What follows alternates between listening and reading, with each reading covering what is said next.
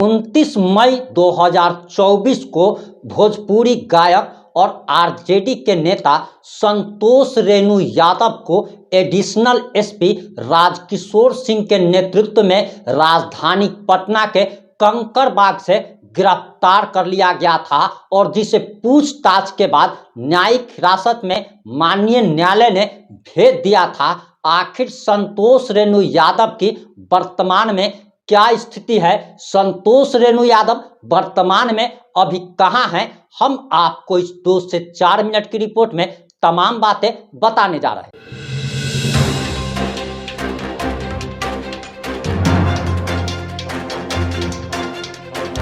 नमस्कार, मैं प्रिंस कुमार सिंह और आप देख रहे हैं पॉजिटिव इंडिया। आपको बताते चले कि बीते 29 मई को एडिशनल एसपी राजकिशोर सिंह के नेतृत्व में संतोष रेणु यादव को पटना के कंकड़बाग इलाके से गिरफ्तार कर लिया गया था और गिरफ्तारी हुई थी संतोष रेणु यादव की सारण छपरा में हिंसा के मामले में, भड़काऊ भाषण देने के मामले में। और आपको बताते चले कि जब सारण हिंसा में जब हिंसा भड़की थी, सारण में जब हिंसा भड़की थी, छपरा में जब बवाल मचा था और बवाल के बाद कई लोगों की मौतें हो गई थी, कई लोगों की गिरफ्तारी हुई थी और इसके बाद संतोष रेणु यादव ने सोशल मीडिया पर आकर भड़काऊ भाषण दिया था, जिससे हिंसा और ज्यादा भड़कने की संभावना जताई जा रही थी। जिसके बाद सारण एसपी के निर्देश के बाद संतोष रेणु यादव पर 2 मामले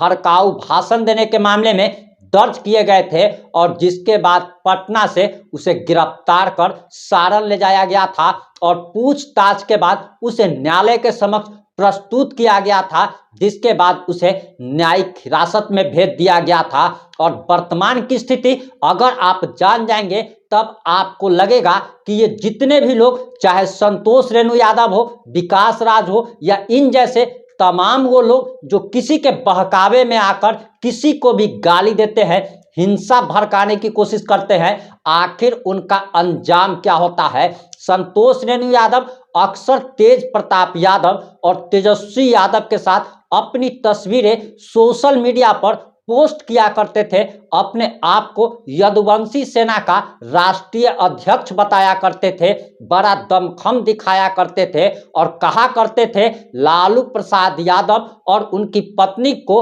राजमाता तक कहा करते थे। लेकिन संतोष रेणु यादव की वर्तमान स्थिति जानकर आप हैरान रह जाएंगे कि संतोष रेणु यादव अभी सारण छपरा के जेल में बंद हैं और बीते 1 महीना लगभग 10 से 12 दिन से लगातार वो जेल में ही है और अभी तक उनकी बेल नहीं हुई है। वहीं आपको बताते चले कि सारण छपरा मामले में 2 केस उन पर दर्ज हुए थे, उनके ऊपर पहले से ही आधा दर्जन मामले चल रहे थे और उन सभी मामलों को खोल दिया गया है। और आपको सबसे बड़ी हैरानी तो तब होगी जब आरजेडी उनकी कोई मदद नहीं कर रही है। तेजस्वी यादव ने भी उनसे पीछा छुड़ा लिया है, तेज प्रताप यादव ने भी उनसे पीछा छुड़ा लिया है और जिस रोहिणी आचार्य के लिए वह लड़ मरने को तैयार रहा करते थे, वह रोहिणी आचार्य अब सिंगापुर चली गई है। वही रोहिणी आचार्य जो कि सिंगापुर जाते समय ये कह के गई थी कि वह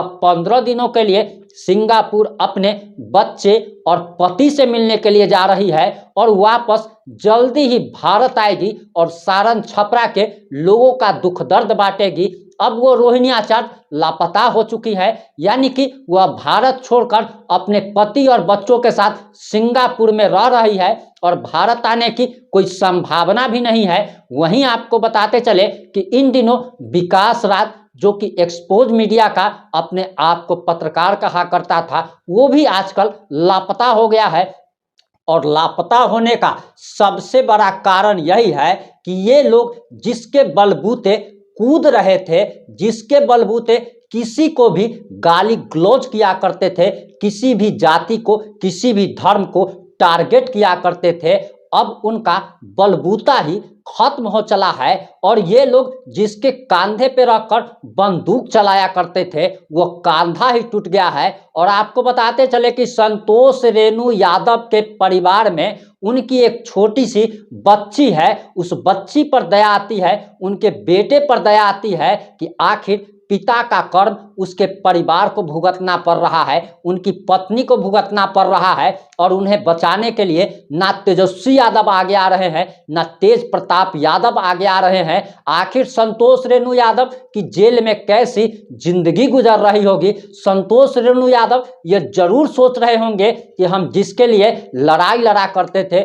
जिसके लिए हमने पूरे समाज को दुश्मन बना लिया, आखिर वो ही हमारा अपना अब बेगाना निकल गया है। उम्मीद करते हैं कि संतोष रेणु यादव की जल्द ही बेल हो जाएगी, क्योंकि जिसको भी जेल होता है बेल होना तय माना जाता है, चाहे 10 दिन में बेल हो जाए या 1 महीना में बेल हो जाए। लेकिन उम्मीद तो यही जताई जा रही है कि उन्हें कम से कम 3 से 6 महीने जेल में गुजारने पड़ेंगे। और ये भी उम्मीद करते हैं कि संतोष रेणु यादव जब जेल के बाहर निकलेंगे, जब भी जेल के बाहर निकलेंगे तो अपनी पुरानी गलतियों के लिए जनता से माफ़ी मांगेंगे, हर उस समाज से माफ़ी मांगेंगे जिसको भी उन्होंने गंदी गंदी गाली दी थी, और आरजेडी से वह पिंड छुड़ा करके अपने गायकी पर ध्यान देंगे। या फिर अगर राजनीति में ही जाना चाहेंगे तो आरजेडी उनके लिए ठीक पार्टी नहीं है, क्योंकि आरजेडी के बारे में कहा जाता है कि आरजेडी अपने कार्यकर्ताओं का भी काफी सम्मान करती है। लेकिन जरा सोचिए कि जिस आरजेडी के लिए संतोष रेणु यादव ने पूरी दुनिया को दुश्मन बना लिया, इससे कोई मतलब नहीं है कि आप संतोष रेणु यादव से प्यार करते हैं या नफरत करते हैं, लेकिन जरा सोचिए कि जिसके लिए उसने लड़ाई लड़ी वह उसका पीछा छोड़ चुका है, पिंड छुड़ा चुका है। और संतोष रेणु यादव को लगता था कि अगर उन्हें बिहार पुलिस जेल भेज देती है तो उनके लिए बड़ा आंदोलन किया जाएगा, उनके लिए जगह जगह पर धरना दिया जाएगा, जुलूस निकाला जाएगा। लेकिन ऐसी कोई भी बात नहीं हुई और किसी यादव नेता, जिस यादव समाज के लिए संतोष रेणु यादव लड़ा करते थे, जिस यादव समाज के लिए संतोष रेणु यादव किसी को भी गाली गलौज दिया करते थे, उसी संतोष रेणु यादव को यादव समाज ने ही अब साइड लाइन लगा दिया है और देसी भाषा में अगर कहा जाए तो भात काट दिया गया है। हमारी मुलाकात एक बार संतोष रेणु यादव से बड़े ही अच्छे माहौल में हुई थी। हमने संतोष रेणु यादव जी को बताया भी था कि आप ये सब काम मत किया कीजिए, क्योंकि आप किसी को भी गाली दे देते हैं, किसी को भी आप कुछ कह देते हैं। जब आपके ऊपर संकट आएगा तो जिस तेजस्वी यादव और तेज प्रताप यादव के बलबूते आप कूदते फांदते रहते हैं, वो कोई भी आपको बचाने नहीं आएगा, क्योंकि सुख में सब साथ देते हैं, दुख में कोई साथ नहीं देता। बड़ा बुरा लगता है। संतोष रेणु यादव की मात्र 2 साल की बच्ची है, उनका एक बेटा है, और जरा सोचने की बात है कि संतोष रेणु यादव की गलती की सजा उनकी 2 साल की दुधमुही बच्ची को भुगतना पड़ रहा है, उनके बेटे को भुगतना पड़ रहा है, उनकी पत्नी को भुगतना पड़ रहा है, उनकी माताजी को भुगतना पड़ रहा है, उनके पिताजी को भुगतना पड़ रहा है। और एक व्यक्ति की गलती का खामियाजा आज पूरा परिवार भुगत रहा है। हम संतोष रेणु यादव की ये कहानी आप लोग को इसीलिए बताने के लिए आए हैं कि आप में से बहुत सारे ऐसे लोग हैं, और अगर इस देश की बात की जाए तो करोड़ों ऐसे लोग हैं जो कि किसी नेता के लिए, किसी पार्टी के लिए, किसी जाति के लिए, किसी धर्म के लिए किसी को भी अपशब्द बोल देते हैं, बुरा बोल देते हैं। उन लोगों के लिए संतोष रेणु यादव एक सीख बन करके आया है कि आप लोग ऐसी गलती ना करें, वरना आप जिसके लिए लड़ाई लड़ रहे हैं वो आपको बचाने तक नहीं आएगा। इस वीडियो को ज़्यादा से ज़्यादा शेयर जरूर करें। जुड़े रहे हमारे साथ। जय हिंद, जय भारत।